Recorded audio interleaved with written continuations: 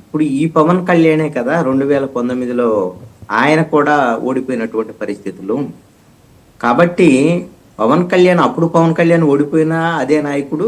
ఇప్పుడు 100% స్ట్రైకింగ్ రేట్‌తో మొత్తాన్ని గెలిపించుకొని ఆయన గెలిచి డిప్యూటీ సీఎం అయినా సరే అదే నాయకుడు. అదనంగా వాళ్ళు 10 ఏళ్ళు సమయం అనేది తప్ప ఇంకోటి కాదు.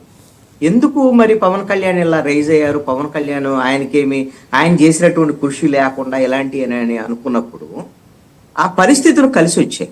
ఏ విధంగా అంటే 2019లో 151 సీట్లతో గెలిచినటువంటి వైఎస్ఆర్ కాంగ్రెస్ పార్టీ 2024 ఎన్నికల్లో వాళ్ళు 175 సీట్ల టార్గెట్‌గా వాళ్ళు ప్రణాళికలు రూపొందించుకొని ముందుకెళ్లారు. ఈ క్రమంలో అప్పుడు ప్రతిపక్షంలో ఉన్నటువంటి తెలుగుదేశం బలహీనపడి ఉండటం. కనీసము ప్రజల్లోకి తెలుగుదేశం జెండా పట్టుకొని కార్యకర్తలు బయటికి వెళ్ళలేనటువంటి పరిస్థితులు ఉండటం. తెలుగుదేశం పార్టీ మీద వైఎస్ఆర్ కాంగ్రెస్ పార్టీ ప్రభుత్వం ఉక్కుపాదం మోపటం. ఇవన్నీ ఖచ్చితంగా తెలుగుదేశం